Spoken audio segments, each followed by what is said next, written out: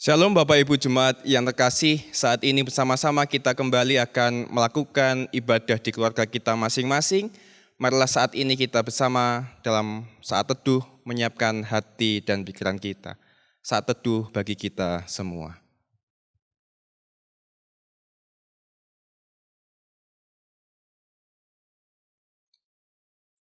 Bapak Ibu Jemaat yang terkasih, marilah ibadah minggu saat ini kita mulai dengan pengakuan Tuhan yang menciptakan langit dan bumi adalah sumber pertolongan kita. Kasih karunia, rahmat dan damai sejahtera dari Allah Bapa kita dan Tuhan Yesus Kristus menyertai kita sekalian. Amin. Bapak Ibu Jemaat yang terkasih, marilah saat ini kita bersuka cita dengan bersama-sama kita melambungkan pujian Kidung Jemaat nomor 3, baitnya yang pertama, ketiga, dan yang keempat. Kami puji dengan riang.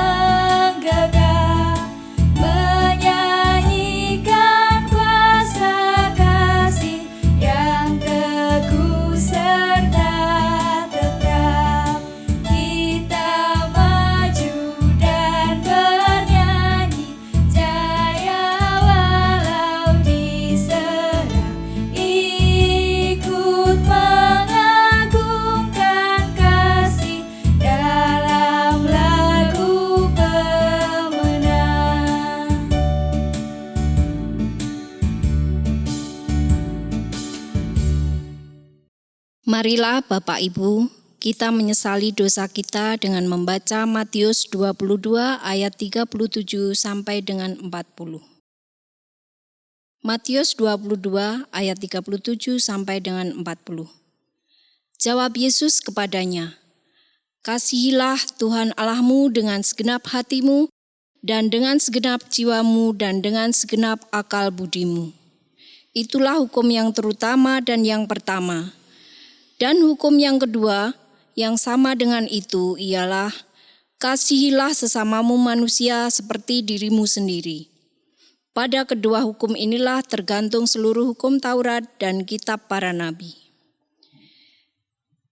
Marilah kita pujikan Kidung Penyesalan Dosa dari Kidung Jemaat 358 ayat 1 sampai 3. Semua yang letih lesu. Semua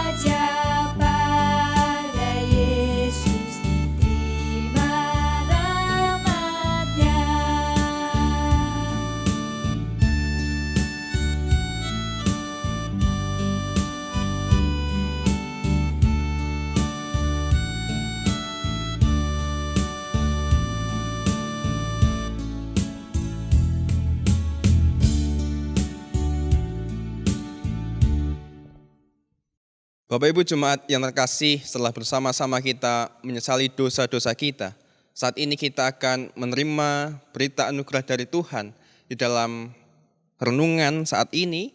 Oleh sebab itu, mari kita saat ini menyiapkan hati kita berdoa. Tuhan Allah kami yang makasih, mengucap syukur di hari ini. Tuhan senantiasa memberikan berkat kepada kami, pengampunan yang juga Tuhan telah berikan kepada kami. Pada saat ini ya Tuhan, dengan segala kerendahan hati kami, dengan segala kerinduan hati kami rindu untuk mendengarkan sabda firman-Mu sebagai anugerah dalam kehidupan kami. Oleh sebab itu ya Tuhan, sebelum bersama-sama kami mendengarkan firman ini, kiranya Tuhan memberkati kami semua, sehingga seluruh indera kami hanya tertuju padamu. Bersabdalah ya Tuhan, kami siap mendengarkan. Amin. Bapak Ibu Jemaat yang terkasih, bersama-sama saat ini kita akan membaca firman Tuhan yang terambil dalam Injil Matius pasalnya yang ke-28, ayatnya yang ke-16 sampai dengan yang ke-20. Injil Matius pasalnya yang ke-28, ayatnya yang ke-16 sampai dengan yang ke-20.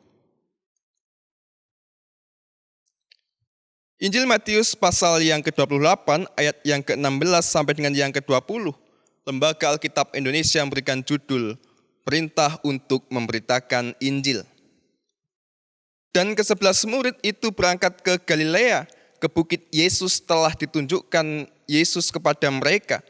Ketika melihat dia, mereka menyembahnya, tetapi beberapa orang ragu-ragu.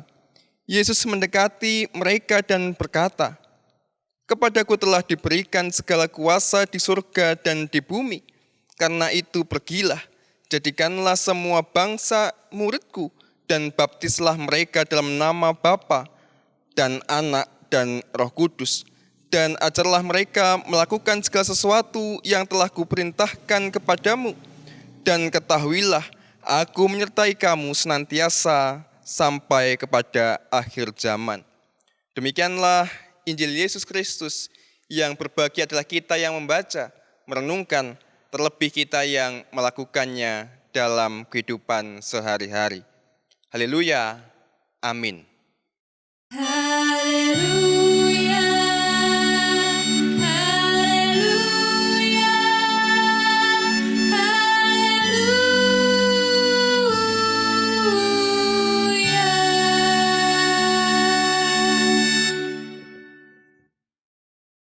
Shalom Bapak Ibu Jemaat yang terkasih, berjumpa lagi di minggu ini masih dalam pandemi COVID-19 dan kita masih tetap melaksanakan ibadah keluarga atau ibadah online. Saya berharap bahwa kita tetap dalam keadaan yang baik, kita juga memiliki semangat yang baik dan kita bersama-sama tetap waras walaupun di lockdown begitu ya. Nah Bapak Ibu Jemaat yang terkasih, di minggu ini kita memasuki Minggu Trinitas, 1 minggu setelah Minggu Pentakosta. Kalau kita berbicara soal Trinitas, tentu hal ini sudah tidak asing lagi di telinga kita. Tetapi berbicara soal Trinitas, ini adalah salah satu ajaran atau dogma yang susah untuk dinalar. Sesuatu yang susah untuk dimengerti. Bahkan mungkin ketika ada pendeta atau guru mengajar tentang soal Trinitas ini, ada semacam ketidakpuasan ketika kita menerima penjelasan tentang Trinitas. Ada yang menggambarkan Trinitas itu seperti sebuah telur antara kulit putih dan kuningnya, yaitu namanya telur, tidak bisa dipisahkan satu dengan yang lainnya. Trinitas juga ada yang menggambarkan bahwa kita di rumah sebagai bapak, di sekolah sebagai guru, dan juga mungkin ketika kita di rumah, di kampung sebagai RT. Kita memiliki 3 identitas tetapi tetap dalam satu pribadi. Ya sekitar begitulah tentang Trinitas. Tetapi berbicara soal Trinitas selalu tidak mudah. Selalu menyisahkan ketidakpuasan di dalam hati kita. Nah Bapak Ibu Jemaat yang terkasih, bacaan kita adalah dari Injil Matius pasal yang ke-28, ayatnya yang ke-16 sampai dengan yang ke-20. Nah, kalau kita melihat bacaan ini, kerap kali yang menjadi nas bacaan kita adalah yang ayat yang ke-19. Karena itu pergilah jadikanlah semua bangsa muridku dan baptislah mereka dalam nama Bapa, Anak dan Roh Kudus. Kerap kali orang Kristen menganggap bahwa perintah ini adalah amanat agung. Orang Kristen menganggap bahwa ini adalah pesan yang paling mulia yang pernah disampaikan oleh Tuhan Yesus kepada muridnya. Tetapi sejatinya kalau kita memiliki pemahaman semacam itu menurut saya sejatinya tidak benar. Karena ketika kita menitik beratkan pada satu perintah, tentu kita akan mengabaikan perintah yang lain. Padahal Yesus memiliki banyak perintah untuk kita lakukan untuk kebaikan dunia ini. Tetapi kerap kali ketika kita membaca ayat yang ke-19, ini kita mengatakan ini adalah amanat agung. Mungkin dikatakan demikian karena ayat ini disampaikan, perikop ini disampaikan ketika menjelang masa akhir pelayanan Yesus sebelum Yesus menjalani derita di atas kayu salib. Nah, Bapak Ibu jemaat yang terkasih, kalau kita melihat perintah Yesus yang lain, Yesus mengatakan bahwa perintahnya adalah saling mengasihi. Dan kita juga menganggap bahwa kasih adalah dasar dari orang Kristen. Benar juga, tetapi semuanya menjadi satu kesatuan dari karya yang tidak bisa dipisahkan. Nah, Bapak Ibu jemaat yang terkasih, saat ini kita juga diajak untuk melihat keberadaan diri kita di tengah pandemi COVID-19 ini. Mari kita lihat sedikit berita-berita yang telah beredar. Selain bertambahnya pasien, berapa yang meninggal dan sebagainya kita terus mengikutinya, kita juga melihat ada berita baik, saya sudah pernah menyampaikannya. Di langit Jakarta, langitnya begitu biru, begitu cerah. Teman-teman yang di Jakarta merasa sukacita. Bahkan kemarin ketika Idul Fitri juga dikatakan bahwa udara di Jakarta selama 5 tahun terakhir itu adalah udara paling baik yang bisa ada di Jakarta. Ada juga berita-berita yang lain, berita-berita yang baik. Berita-berita ini menjadi istimewa karena sebelumnya tidak pernah muncul, tidak pernah diberitakan. Artinya apa? Di dalam kehidupan yang kita ada di tengah-tengahnya, di dalamnya, kita hidup dalam lingkungan yang rusak, lingkungan yang cemar. Dan siapakah yang membuatnya? Ya kita. Inilah kehidupan yang dialami jemaat, dialami oleh gereja saat ini. Kita hidup dalam lingkungan yang rusak, lingkungan yang cemar. Siapakah yang membuatnya? Ya manusia. Kerusakan lingkungan, cemarnya lingkungan itu juga karena egoisnya manusia. Bentuk keserakahan manusia terhadap alam, terhadap bumi ini. Sehingga keserakahan, keegoisan mementingkan dirinya sendiri membuat lingkungan menjadi rusak. Bapak Ibu juga bisa melihat di keadaan kita, di lingkungan terdekat kita. Kita tinggal di Manis Renggo dan kita berdampingan, bertetangga dengan Kecamatan Kemalang. Kalau Bapak Ibu melihat di Kecamatan Kemalang, Bapak Ibu bisa menjumpai banyak bego gitu ya, banyak penggalian pasir di kebun-kebun, banyak penggalian pasir untuk dijual belikan. Mungkin secara ekonomi ini mendatangkan uang yang cukup menggiurkan. Tetapi jika kita melihat dampaknya secara lingkungan, ternyata ini dampaknya begitu luas. Tidak hanya berdampak pada saudara-saudara kita yang ada di Kemalang, tetapi dampaknya sampai ke tempat kita, ke Klaten. Dulu ketika saya bimbingan dikatakan, Wahli mengatakan, ada beberapa sumber mata air milik pemerintah Kabupaten Klaten itu menjadi rusak karena penggalian yang ada di Kemalang. Air tanah turun menjadi lebih dalam lagi. Nah, kerusakan lingkungan. Keegoisan, kerakusan manusia tidak hanya dilakukan kepada alam, tetapi juga kepada sesamanya manusia. Di Amerika terjadi rasisme. Mungkin di negara kita, bahkan di lingkungan kita juga kita sering mengatakan yang kaya mengejek, menghina yang miskin. Yang miskin mengumpat, mendoakan, sumpah serapah kepada yang kaya. Mungkin kaum-kaum mayoritas, baik itu dalam kelompok agama, suku, ras, juga melakukan tindakan diskriminasi atau pemberbedaan perlakuan kepada sesamanya.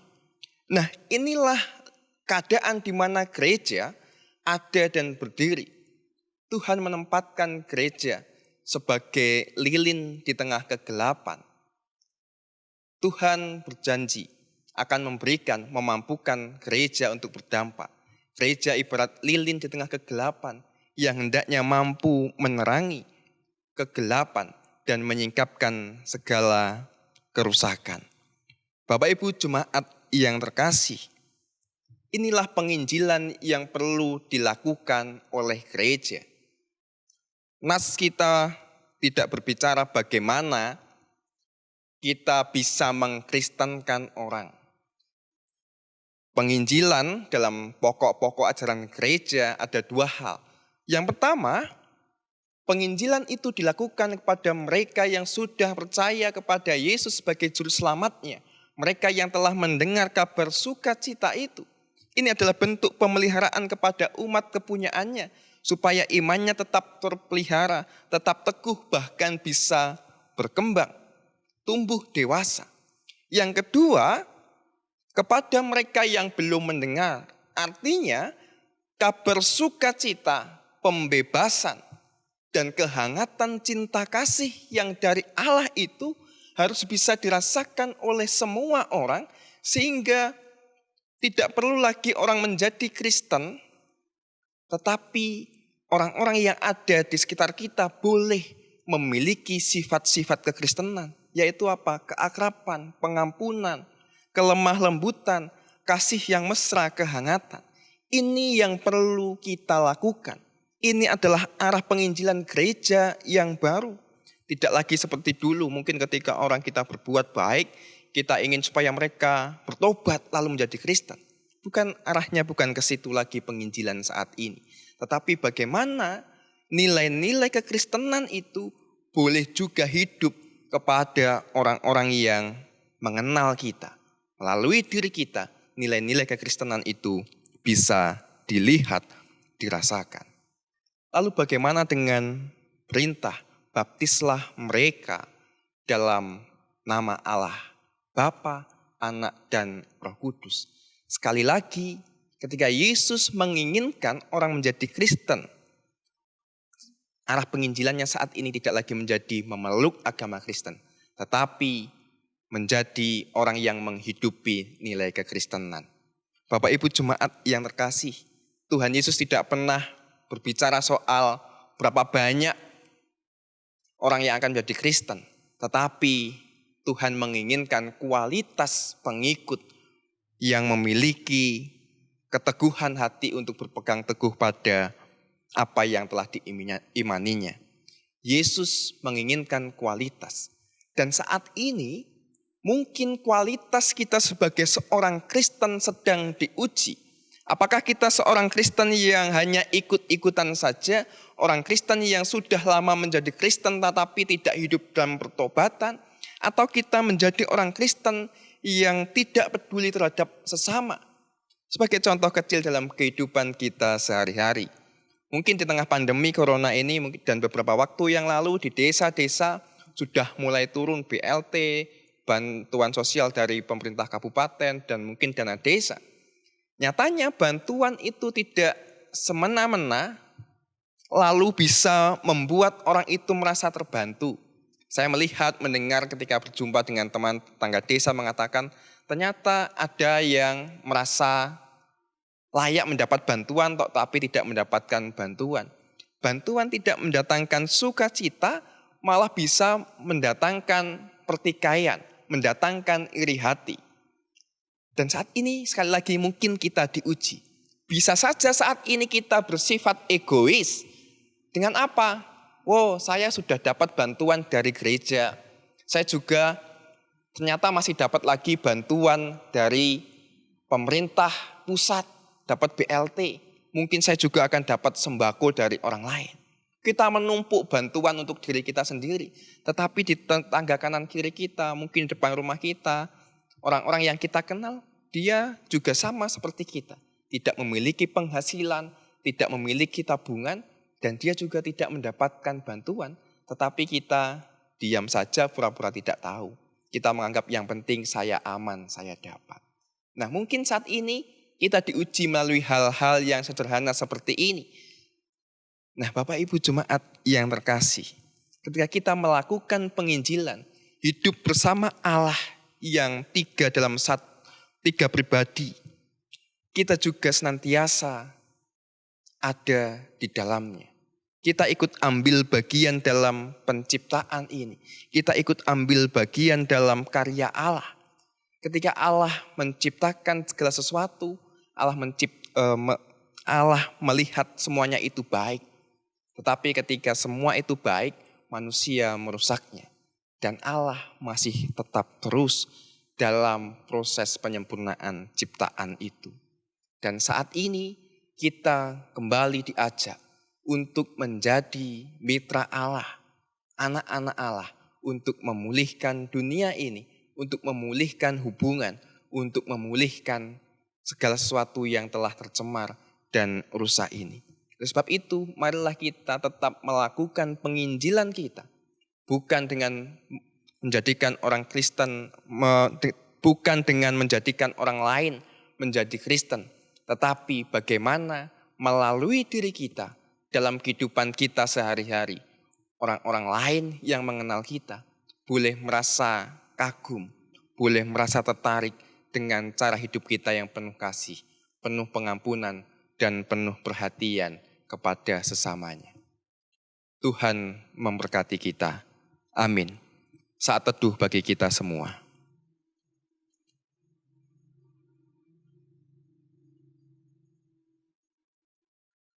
Allah kami yang makasih, mengucap syukur atas anugerah firman-Mu yang telah Engkau berikan kepada kami, telah kami dengar bersama-sama.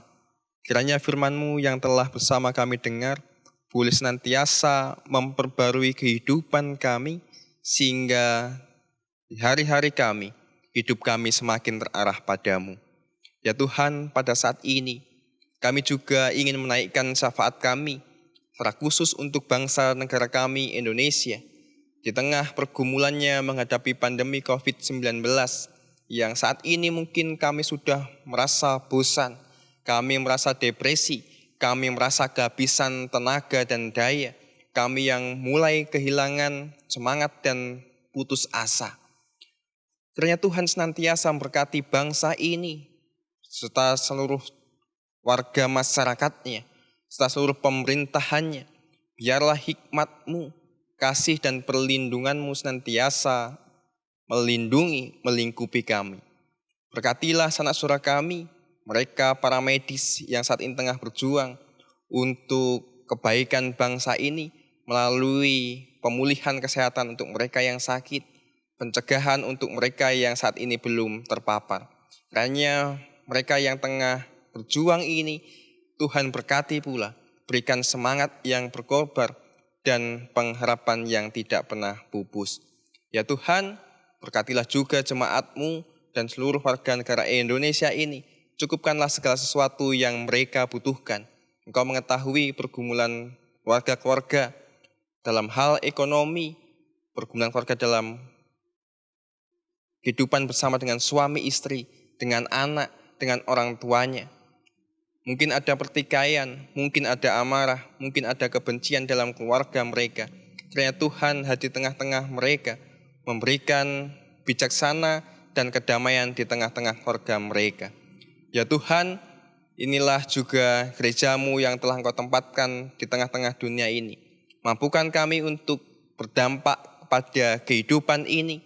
Kami boleh mewartakan kasih di tengah-tengah kehidupan yang cemar dan rusak ini. Sebab itu, mampukanlah kami sebagai jemaat-Mu, sebagai gereja-Mu, untuk mewartakan kasih melalui sikap hidup kami yang penuh kehangatan. Ya Tuhan, inilah doa syukur syafaat kami mohon kami naikkan dalam nama Tuhan Yesus Kristus, Tuhan dan Juru Selamat kami. Amin.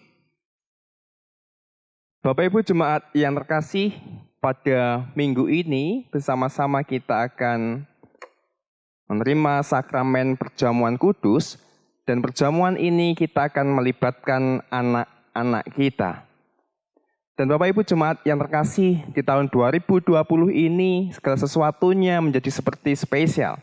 Ketika pandemi COVID-19 melanda Indonesia, segala sesuatunya harus dilakukan dengan secara yang berbeda.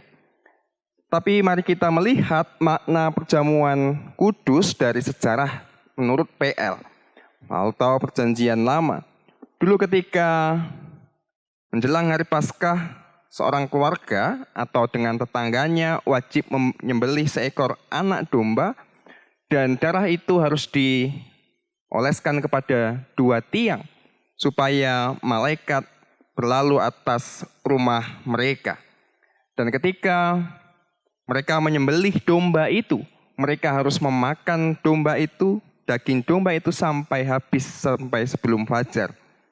Dan menurut Perjanjian Lama, menurut Perjanjian Baru, bahwa Yesus sendiri adalah anak domba Allah yang dikorbankan untuk penebusan dosa manusia.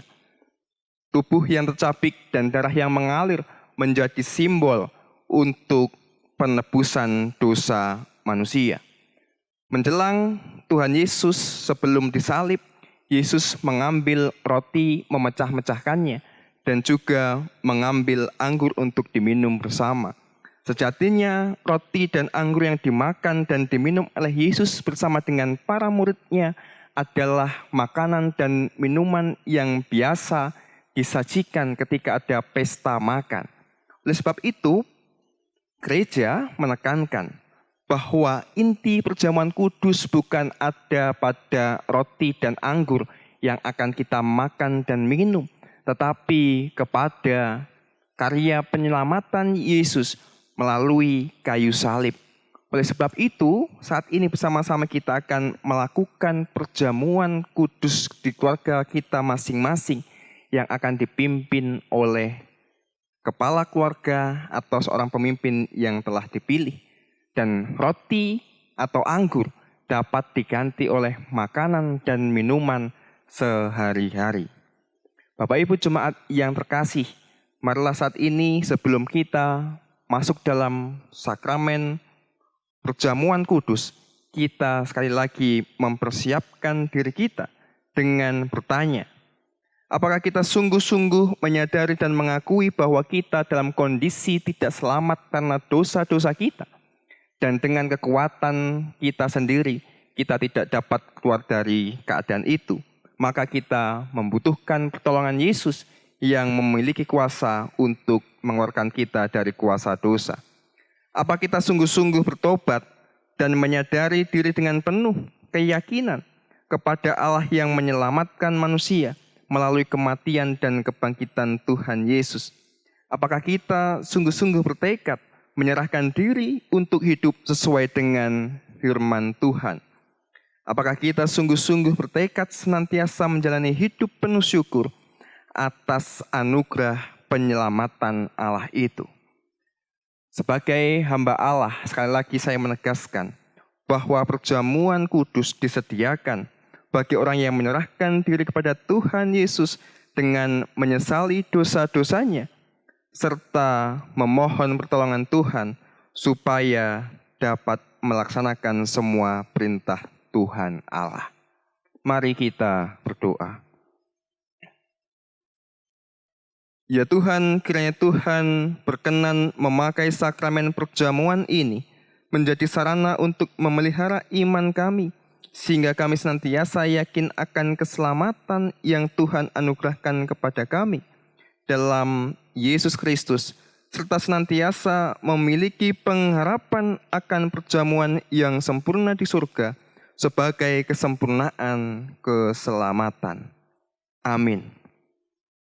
Bapak Ibu Jemaat yang terkasih, mari kita memasuki meja perjamuan dengan kita menyanyikan Kidung Jemaat 361, baitnya yang pertama, kedua, dan yang keempat. Di salibmu ku sujud.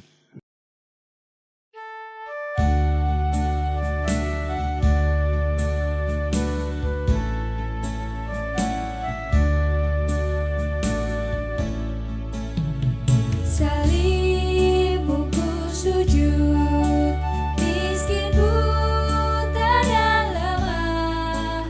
Yesus kau harapanku, agar aku selamatlah. Ku percaya padamu, anak domba Golgota. Di salibmu ku sujud, diriku selamatkanlah.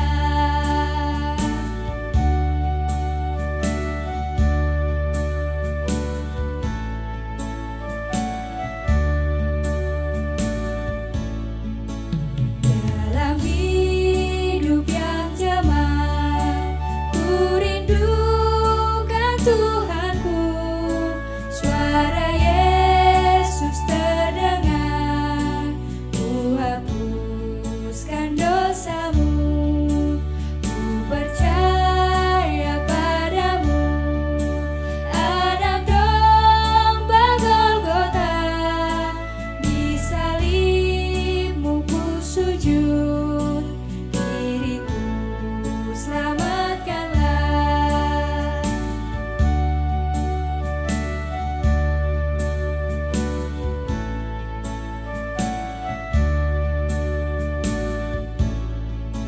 Janji Tuhan ku pegang, ku dibasuh darahnya.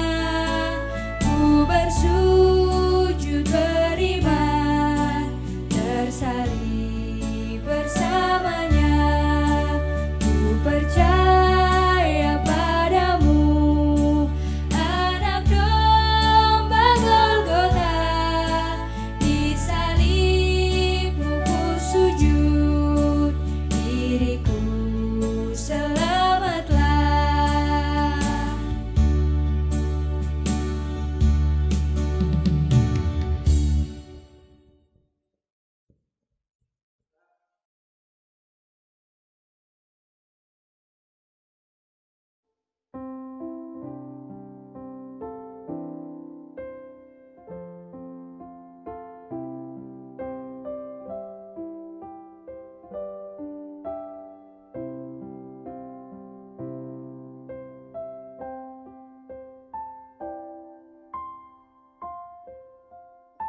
Bapak Ibu jemaat yang terkasih, inilah roti dan anggur, makanan dan minuman yang telah tersedia di meja ini dan di rumah Bapak Ibu Saudara masing-masing.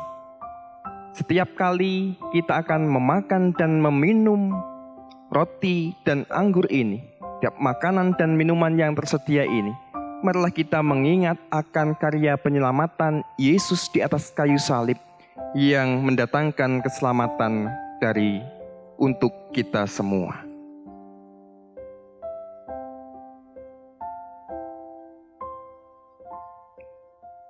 Inilah roti, inilah makanan yang telah tersedia di hadapan kita. Marilah bersama kita makan roti dan makanan yang telah kita sediakan ini sambil mengingat dan percaya, inilah tubuh Kristus yang telah dikorbankan menebus dosa-dosa kita dan mendatangkan keselamatan bagi kita.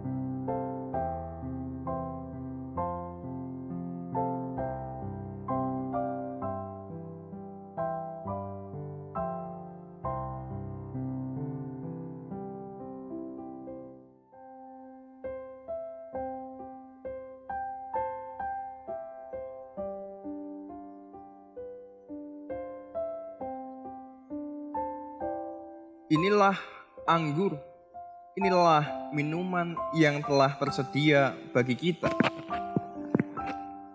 Marilah setiap kali kita meminumnya, kita mengingat akan Yesus yang telah tercurah di atas kayu salib untuk menebus dosa-dosa kita, yang mendatangkan keselamatan bagi kita.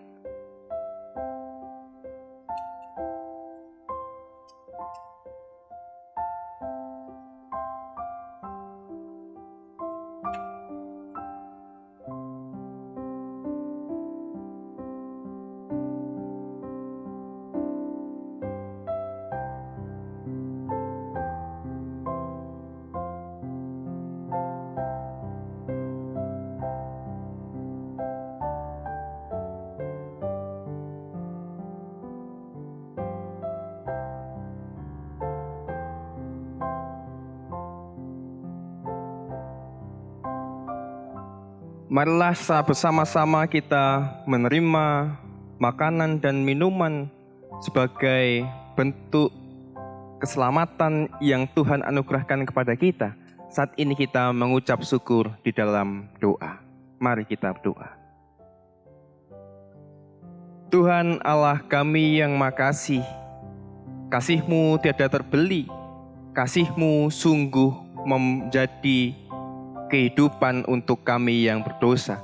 Oleh sebab itu, biarlah dalam setiap kehidupan kami boleh mengucap syukur atas kasih-Mu itu. Biarlah lidah kami selalu memuji, memuliakan nama-Mu, dan menceritakan kebaikan-Mu selama kami hidup di dunia ini.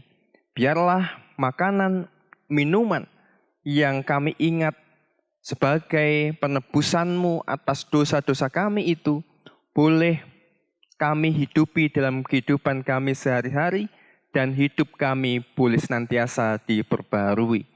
Terima kasih Yesus, terima kasih. Haleluya, amin.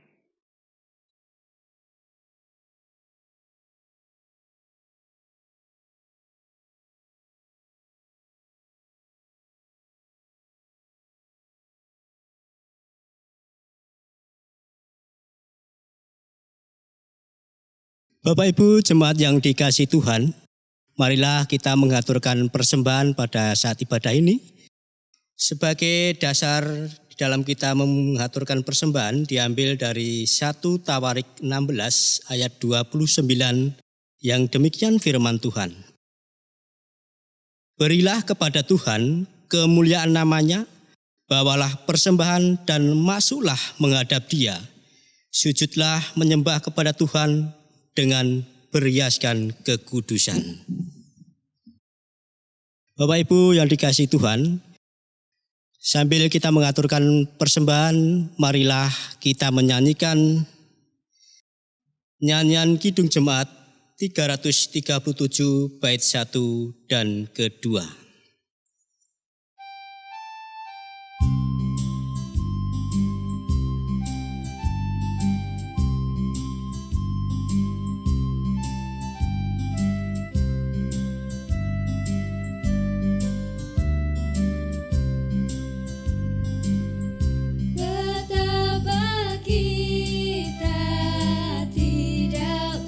Bersyukur, bertanda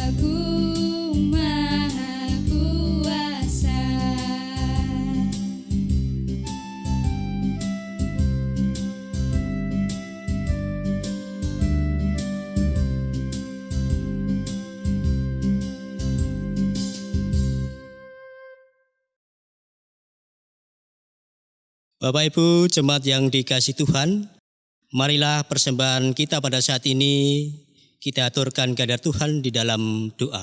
Mari kita berdoa. Tuhan Allah kami yang kami sembah yang bertahta di surga, Tuhan kami Yesus Kristus Juru Selamat kami. Puji dan syukur ya Tuhan atas anugerah yang telah Kau berikan buat kami dalam kehidupan kami hari demi hari. Tuhan, terkhusus pada saat ini kami boleh mengikuti perjamuan sebagai undangan-Mu Tuhan. Tuhan, kiranya apa yang telah kami kumpulkan ini berkenan ke hadirat-Mu dan kiranya Engkau kuduskan apa yang telah kami persembahkan ini Tuhan. Tuhan, jikalau dalam kami mengaturkan persembahan ini terselip dosa, kiranya Engkau berkenan mengampuninya. Tuhan Yesus, kami juga berdoa untuk saudara-saudara kami yang Engkau pakai sebagai penghimpun persembahan ini, kiranya juga Engkau berikan kemampuan terbaiknya Tuhan, sehingga mampu mengelola persembahan ini dengan baik dan dapat dipergunakan sebagaimana mestinya. Tuhan Yesus, demikian doa kami yang jauh dari sempurna ini, semuanya kami serahkan di dalam tangan Tuhan kami, Yesus Kristus. Dan juga Tuhan, kami akan berdoa seperti apa yang Kau ajarkan kepada kami. Bapa kami yang di surga, dikuduskanlah nama-Mu, datanglah kerajaan-Mu. Jadilah kehendak-Mu di bumi seperti di surga. Berikanlah kami pada hari ini makanan kami secukupnya. Dan ampunilah kami akan kesalahan kami, seperti kami juga mengampuni orang yang bersalah kepada kami. Dan janganlah membawa kami ke dalam pencobaan, tetapi lepaskanlah daripada yang jahat. Karena Engkaulah yang punya kerajaan, kuasa, dan kemuliaan sampai selama-lamanya. Amin. Jemaat yang dikasihi Tuhan, pada saat ini marilah kita memperbarui iman kepercayaan kita melalui pengakuan iman rasuli yang demikian. Aku percaya kepada Allah Bapa yang Maha Kuasa, Khalik langit dan bumi, dan kepada Yesus Kristus, Anaknya yang tunggal Tuhan kita, yang dikandung dari Roh Kudus, lahir dari anak darah Maria, yang menderita di bawah pemerintahan Pontius Pilatus, disalibkan, mati dan dikuburkan, turun ke dalam kerajaan maut. Pada hari yang ketiga bangkit pula dari antara orang mati, naik ke surga, duduk di sebelah kanan Allah Bapa yang Maha Kuasa, dan akan datang dari sana untuk menghakimi orang hidup dan yang mati. Aku percaya kepada Roh Kudus, gereja yang kudus dan persekutuan orang kudus, pengampunan dosa, kebangkitan daging, dan hidup yang kekal. Bapak Ibu jemaat yang terkasih, ibadah kita saat ini telah selesai.